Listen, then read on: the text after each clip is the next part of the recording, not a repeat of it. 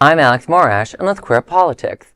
Biden-era protections for LGBT in the workplace scrapped by Trump administration. On Thursday, the Equal Employment Opportunity Commission scrapped 2024 guidelines that declared harassment of workers due to having had abortions or transgender identities unlawful workplace discrimination. Since President Trump started his second term last year, the EEOC has stopped pursuing complaints filed by transgender employees and has launched probes into workplace diversity policies.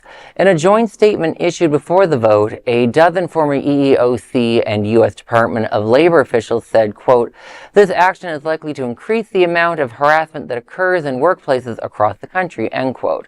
The Trump-appointed EEOC Chair, Andrea Lucas, said ahead of the vote that the EEOC had overstepped its authority by issuing guidelines beyond protections created by the law. Now, this is something that, in my work, I deal with like the different progressive coalitions that deal with the EEOC, and they've been pulling back a lot of the LGBTQ protection in the last couple of weeks. And what's odd is, these people, they'll make up that, this is not in the law. The Biden administration started doing some of this stuff after the Supreme Court cases during its term, protecting trans and LGBTQ identities in general. So this is just absolutely bizarro land stuff. But, I always remind people, when it comes to discrimination, whether it be race, sexual orientation, gender, abortion, protection, anything, the best workplace protections is the union, because you need someone on your side to help you, because the enforcement of these laws has always been very hard, and if you don't have your own advocate, the company has HR as an advocate and their lawyers. You need your own advocate, and a union's the most simplest way to do that, unless you want to always have a lawyer on retainer, which I'm sure we all do. Oh yeah, of course, in my back pocket, right? Yeah.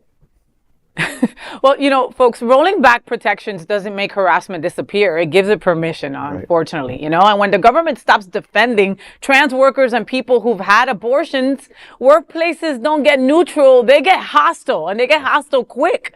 I don't know if you boys have worked in an office, but when you work in that kind of environment, it's got all the ingredients to blow up when it comes to when, and this is exactly what this is all about. I've heard some toxic stories about that. I was fortunate because I was working with J.P. Morgan and Morgan Stanley. So we've had DEI initiatives from the early 2000s. And so it was such a blessing to work for those type of organizations. But there are definitely, even newspapers in New York that, also have different types of, that they're eliminating a lot of these DEIs and just doing away with them and just kind of skirting it putting it under the rug, more or less, and it's disappearing. And it's alarming because, you wonder what kind of a culture you're creating at this point, or what you're evoking. Exactly, but these protections are first and foremost to protect you from your employer even more than other staff. Right. There are harassment issues that do happen in the workplace, obviously, but the employer is the one that has to enforce that. So when an employer does their own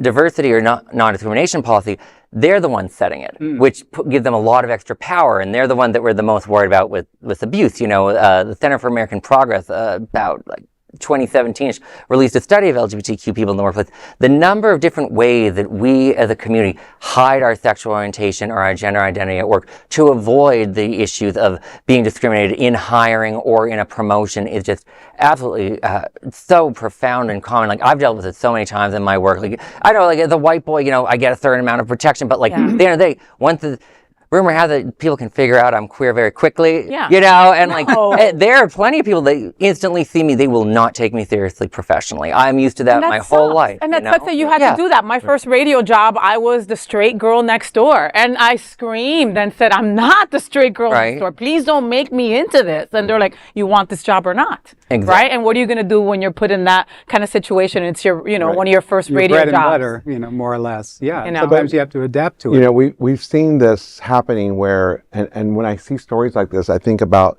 the smaller percentages of identities that they've gone after, not just in this case, but it's trickling into everything. Because if they start knocking down the smaller percentages, it builds a case for then getting to the larger percentages. And I think that what's next, women? What's next? Well, really?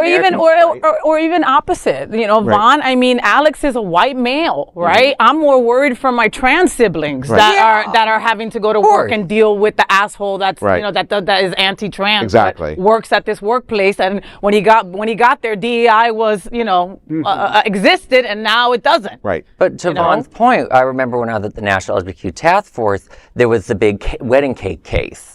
Remember that one? And the ACLU had internal memos that they were giving everyone. Their biggest fear with this sort of stuff and with the Alliance Defending Freedom's legal cases, their goal is to outlaw all non-discrimination laws that don't protect Christians.